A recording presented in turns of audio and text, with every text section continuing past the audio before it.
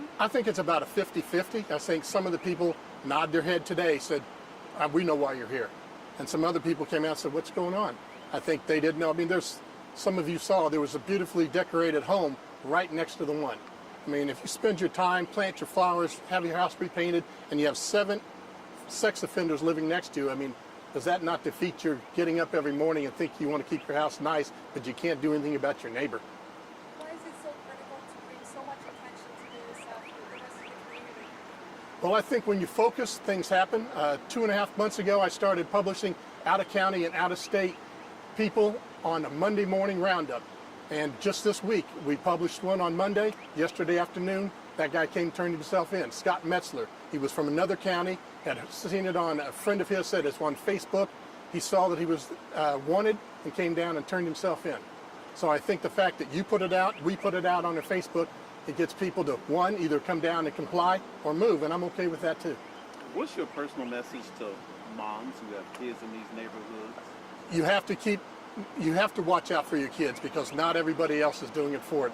We're trying to do our best to be sure we alert you to know. I mean, I don't know how many people after they see the story tonight will know that many sex offenders live on that block. I would think if I was a parent thinking, wait a minute, I'm standing here in Brookside Park and there's the street that has 14 people on it and they have to walk down there at the end of the day. I mean, that's not safe. And if I was somebody in the neighborhood, I'd be upset about that.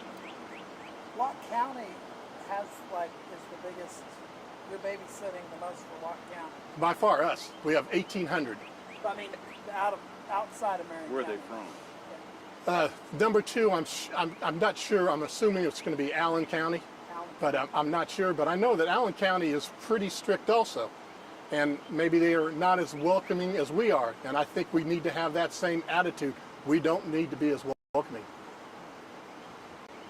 This violent offender that you guys were looking for today, now where does it go from here? Will you continue to post that photo and encourage the community to keep an eye out so that if he were to come back to the address he's registered at? Absolutely. I mean, that's one of the things when you all put this out, he all of a sudden feels that pressure, and that's what this guy said on Monday. He felt the pressure, thought it's better to turn himself in. We'd much rather have him walk in than have to kick in a door somewhere. As you may know, we have that Operation Safe Surrender, 327 SAFE.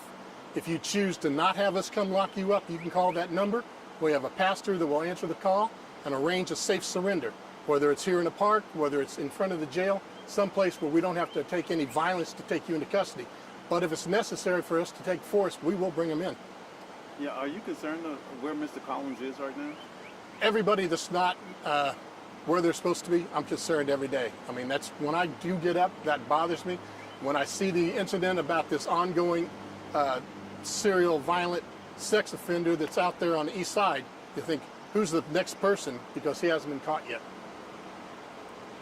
I think my final question is, during things like this, do you ever find that the individuals are obviously not where they're supposed to be, even a place like a park? Is that why something was so focused here nearby, where so many kids are on summer break? And well, I looked at where are the hot spots, and we see the hotels, and you'll see this. I mean, they're spread around. Some's at the airport, okay, maybe not as significant, but right here within walking distance, and you all saw at the beginning, we had kids from the city park here with Indy Park's leaders taking them around here. And again, right down the street, there's 14 sex offenders.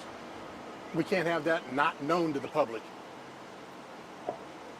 Thank you, Sheriff. Thank you all. here you go. Oh my gosh, no, you're fine. I didn't want to have to make someone like stand in front of all of them. Yo, no. Yeah. Oh my God, you're good. Well, I hope some days they don't send